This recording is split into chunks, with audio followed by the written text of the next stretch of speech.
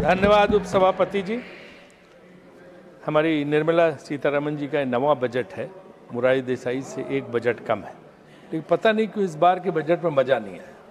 कुछ ऐसा है ही नहीं जिसकी प्रशंसा की जा सके, एक भी चीज नहीं है। कैपिटल एक्सपेंडिचर का नाम है तो दूसरी तरफ पैसा कट गया, चाहे वो ग्रामीण रोजगार में हो चाहे कृषि रोजगार। लेकिन मैं एक चीज यहाँ पे अनुरोध करना चाहता हूँ, निर्मला जी से यहाँ पे है नहीं, बाकी मिनिस्टर हैं यहाँ, कि उन्हें अब एक या तो सप्लीमेंट्री बजट पेश करें या रिवाइज्ड बजट पेश करें, क्योंकि बजट पेश होने के बाद ये अमेरिका के साथ डील हुई है जो कि बहुत बड़ा, जिसमें खर्च है $500 बिलियन, करीब 45 लाख करोड़ का 5 साल में, और $40 बिलियन का हम इंपोर्ट अभी उनके साथ करते हैं, तो हमें $60 बिलियन का इंपोर्ट हर साल और करना पड़ेगा। तो ये जब लाखों करोड़ का 45 लाख करोड़ का इतना बड़ा मसला है, तो एक रिवाइज बजट आना चाहिए या सप्लीमेंट्री बजट इसके साथ होना चाहिए कि इस डील के बाद मिला के हम किस जगह पे पहुंचेंगे और बजट का क्या प्रारूप होगा, हमारा जो खर्च है एक्सपेंडिचर वो कहाँ जाएगा, किस हिसाब से। और इस $500 बिलियन में डिफेंस की खरीदारी शामिल नहीं है, वो इसके ऊपर है, ओवर एंड अबव है। तो इसलिए ये बहुत ही जो है गंभीर बात है। इसलिए मेरा ये मानना है कि इस बजट को रिवाइज्ड एक बजट देना चाहिए उनको। एक आदत बन गई है कि गलत बात को बार बार मीडिया से अच्छा बताओ, सारे प्रवक्ताओं को लगा दो, लाइन लगा दो और सब वो तारीफों के पुल बांधने लगे, तो कम से कम 100 बार कहोगे वही बात तो लोग सही मानने लगे। लेकिन असलियत वो नहीं है, असलियत ये नहीं है। आप असली बात को दबा देते हो जी, हैं? तो असली बात ये है कि मनमोहन सिंह जी के जमाने में जो है 3% से नीचे था, 2.92 टैरिफ। देखो बीच में डिस्टर्ब मत करो, क्या चीज है मुझे पता है। अभी पीएम खाना खाने गए हैं, टीवी देख नहीं रहे, कोई बात नहीं, आप सुनाई जाएगी आपके, है ना। और अटल जी के जमाने में उपसभापति महोदय, अटल जी के जमाने में 3% था, उनको भी इसका श्रेय जाता है। मुझे पता है इनके एक वक्ता कभी अटल जी का नाम तक नहीं लेते, कभी उनकी प्रशंसा नहीं करते। मैंने सारे भाषण सुने और नोट किए, एक बार भी अटल बिहारी वाजपेयी की प्रशंसा नहीं। क्या डर है इन्हें अटल जी की तारीफ करने में? अटल जी की क्यों, हम तो करते हैं नरसिम्हा राव की तारीफ ना, हम तो नरसिम्हा राव की तारीफ तो आगे बढ़िए। तो अटल जी के बारे में बोलने में इन लोगों को बहुत डर लगता है। चलो ठीक है, आपको ये है कि अटल जी के बारे में नहीं बोलेंगे, उनको श्रेय मिल जाएगा।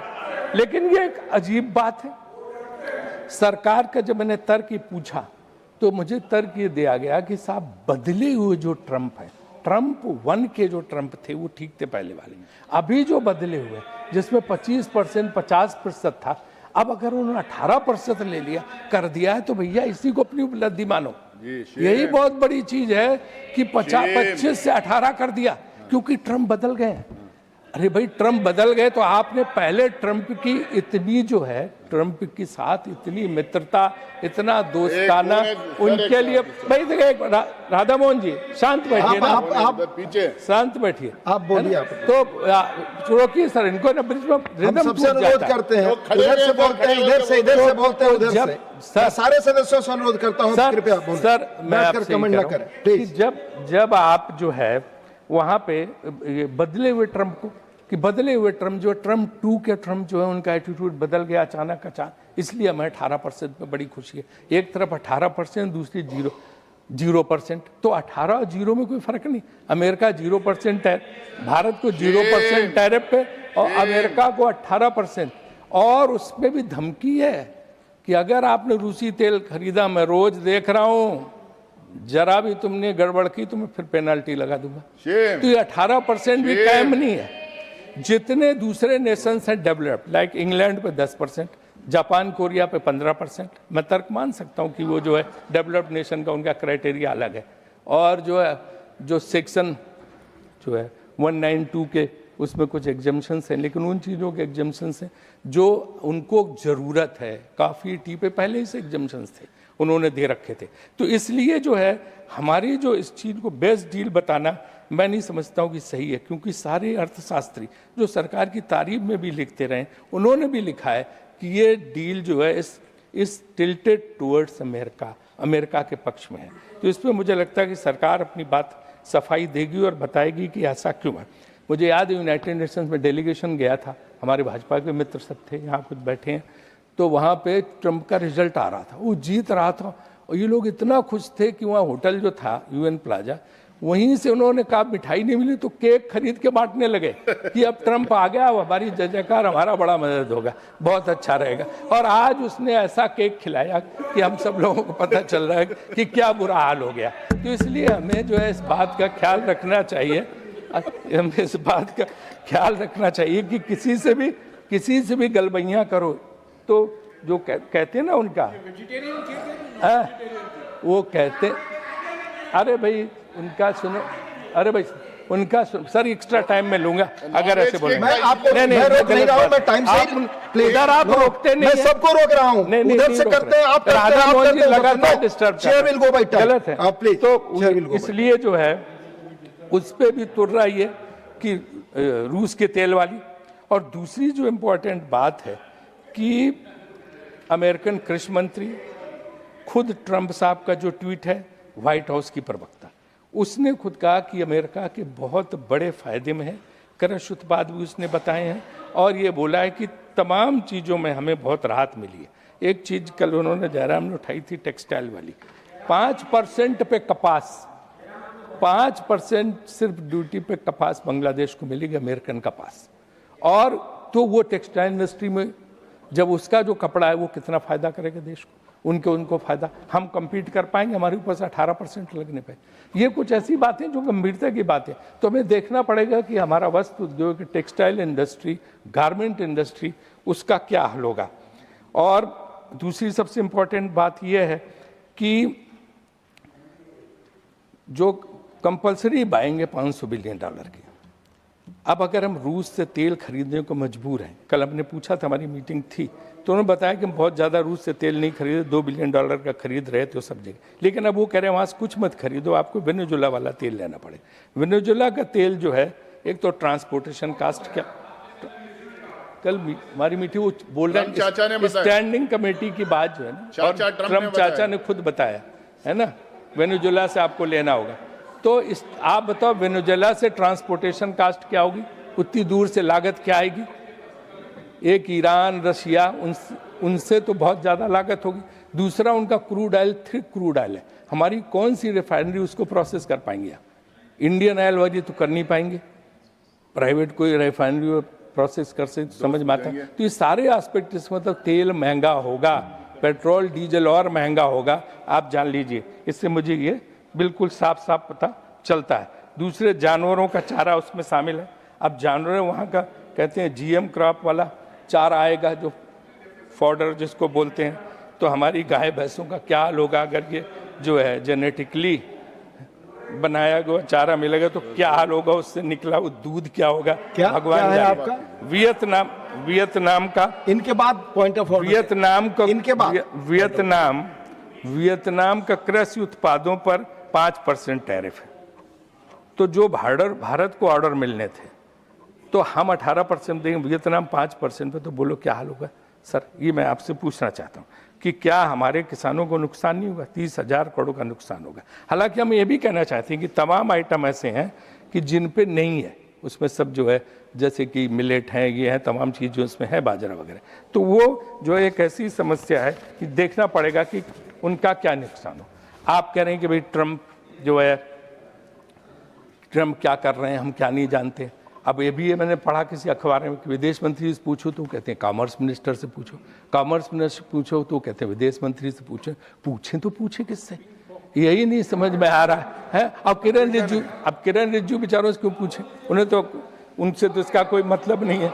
तो जवाब कौन देगा, ये मैं कह रहा हूँ। तो मेरा इनसे यही कहना, यार नीरज शांत रहो है। तो हमारा ये कहना है कि हमें तेल खरीद की आज़ादी होनी चाहिए। कंपनियां जो हमारी हैं उनको स्वतंत्र निर्णय लेने की छूट होनी चाहिए और तेल महंगा ना हो, इसकी गारंटी करनी चाहिए। ये देखिए यहाँ पे जयशंकर जी बैठे, विदेश नीति का विस्तार कुछ है, इधर कुछ हुआ है कि पता नहीं क्यों विदेश नीति में कई बार ऐसे दौर आते हैं। हमारा बड़ा मुश्किल समय, हम कहते हैं कि आज हम विश्व गुरु हैं। गुरु वो होता है जिसके शिष्य होते हैं। यहाँ हम आश्रम खोल के बैठे, एक भी शिष्य नहीं है, शिष्य एक भी नहीं है, गुरु आश्रम खोल के बैठे हुए हैं। अभी जो यार नीरज प्लीज चुप रहो, कुछ नहीं करेंगे तुम्हारा, शांत रहो हैं। तो ये जो है आप बताओ, जब युद्ध हुआ किसी एक देश ने, छोटे मोटे देश ने हमारे सपोर्ट में बयान दिया? पाकिस्तान के सपोर्ट में चीन खड़ा है, अमेरिका उसके जनरल को बुला के लंच करा रहा है, और टर्की जो है ड्रोन दे रही है, सऊदी अरबिया डिफेंस डील कर रहा है, अजरबैजान उनके साथ। हमारे साथ कौन है? एक आदमी नहीं, ना पड़ोसी न कोई। तो ये कौन से गुरु की बात हो रही है? जो शिष्यविहीन गुरु, कौन है ऐसा जिसका शिष्य नहीं, चेले ही नहीं, गुरु खाली है? तो ये कौन सा आपने भारत बना दिया है? ये सबसे बड़ी हमारी समस्या है कि जो है इसको देखें। और उसी के साथ साथ मैं ये बात भी जोड़ता हूँ, क्योंकि यहाँ पे बैठे हैं माननीय विदेश मंत्री, कि बांग्लादेश के मामले में भी हमें कहीं न कहीं ऐसा रुख लेना पड़ेगा कि बांग्लादेश हमारी 71 की उपलब्धि है। एक बहुत बड़े संघर्ष के बाद भारत ने बांग्लादेश, पाकिस्तान के 2 टुकड़े हुए थे और बांग्लादेश हुआ था। आज हम बांग्लादेश को धकेल के पाकिस्तान के पाले में कर रहे हैं हर समय उसको इस तरह के, तो वो बहुत खराब हो जाएगा हमारे लिए। पाकिस्तान तो चाहता है कि बांग्लादेश के साथ आ जाए, फिर उसका इस्तेमाल करे वहाँ से आतंकवाद बढ़ाने के लिए। ये बहुत बड़ी उपलब्धि इंदिरा गांधी के ज़माने में हुई थी, आप सबने साथ दिया था, अटल जी ने साथ दिया था, और तब उसके बाद जो है पूरे देश ने साथ दिया था। लेकिन आज बांग्लादेश को मत धकेलो, वहाँ पे परिस्थितियाँ डिफरेंट हैं, लेकिन उस चीज़ को समझना चाहिए। आपसे अच्छा काम तो हमारी आईसीसी ने किया। हमारा विवाद हो गया था वही क्रिकेट मैच को लेके, तो आईसीसी ने बातचीत करके पाकिस्तान, बांग्लादेश सबको बिठा के मामला सुलझा लिया। तो विदेश आपकी सरकार से ज़्यादा अच्छा काम तो आईसीसी कर रही है। तो कुछ ऐसा ही सीखो ना, कुछ इस तरह का काम हमें करना चाहिए जो आप नहीं कर रहे हैं। अब बात हम कहते हैं दूसरा सबसे महत्वपूर्ण बात है बेरोजगारी की। 15% बेरोजगारी है। 15% बेरोजगारी है, माने कि करोड़ों बेरोजगार है। इन बेरोजगारों के लिए हम जो है क्या कर रहे हैं, क्योंकि उनकी स्थिति बहुत ही खराब है। नौकरियां हैं नहीं, सरकार में खाली पद भरे नहीं जा रहे हैं, और अमेरिकन डील के बाद मेक इन इंडिया क्या हो गया भगवान ही जाने, क्योंकि सब इतना देना पड़ेगा तो यहाँ लोग बना के क्या करेंगे समझ में नहीं आ रहा। छोटे लघु उद्योग बंद हो रहे हैं। सरकारी अफसरों ने छोटे छोटे व्यापारियों की जान आफत में की हुई है। जीएसटी से लगा के हर तरह से इतना तंग किया जा रहा कि मुझे लगता है 1 लाख कि 10 लाख लोग, 10 लाख व्यापारी या 1 लाख व्यापारी तो नागरिकता छोड़ के चले गए। तो अगर ये प्राइवेट सेक्टर के एंटरप्रेन्योर, एक वैसे आदमी जाए फर्क नहीं पड़ता, अगर उद्यमी जाता है, एंटरप्रेन्योर जाता है, तो लोगों को नौकरी कौन देगा?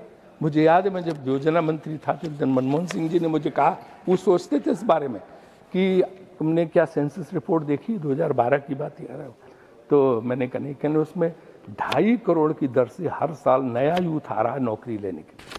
तुमने उसके लिए कुछ सोचा तुम लोगों ने योजना आयोग में? मैंने कहा साहब ऐसी तो कोई बात हुई नहीं, कि नहीं 2.5 करोड़ यूथ ही अगर इसको नौकरी नहीं देंगे तो ये अराजक तत्व हो जाए, तो कुछ सोचना चाहिए। तो तब उन्होंने कहा स्किल डेवलपमेंट पे जोर दो, स्किल डेवलपमेंट पे जोर दो, और प्राइवेट सेक्टर जो है इनको नौकरी दे सकता तो सरकार और प्राइवेट सेक्टर मिल के मदद कर। तो मैं इसमें स्किल डेवलपमेंट के लिए कोई पैसा नहीं बनाया गया। तो मुझे लगता है आपसे निवेदन ये है कि आप कहेंगे उनको कि स्किल डेवलपमेंट का भी उस रिवाइज्ड बजट में जो है, नए बजट में पैसा बढ़ाया जाए, ताकि लोगों को, उद्यमियों को उससे मौका मिले, और ये थोड़ा डंडा मारने का काम व्यापारियों वगैरह पे कम कराइए। अब से दिन भर डंडा मारते हैं, और इसकी वजह से उनका जो हौसला है वो बहुत कम होता चला जा रहा है। मैं इस बजट में ग्रामीण विकास और कृषि विकास, ग्रामीण सबसे बड़ी अर्थव्यवस्था, हमारी नरसिम्हा राव जी पहले आदमी थे जिन्होंने ग्रामीण मंत्रालय में 5 सेक्रेटरी रखे थे। बहुत विकराल रूप दिया था ग्रामीण विकास मंत्रालय को, और महत्वपूर्ण था। लेकिन यहाँ हम देख रहे हैं कि 6,500 करोड़ का बजट कम कर दिया गया। तो ग्रामीण विकास तो सबसे इम्पोर्टेंट, शहरों में तो कुछ हो नहीं रहा, ग्रामीण में नहीं हो रहा, तो ये आपके लिए बहुत ही जो है मेरे ख्याल से बहुत गलत बात होगी। आप कहते हैं यूथ पावर, यंग इंडिया, 60% हमारे कितने भाषण थे कि देश की स्ट्रेंथ ये है कि यहाँ 60 करोड़ युवा है, 70 करोड़ युवा है। आज युवा कहाँ है?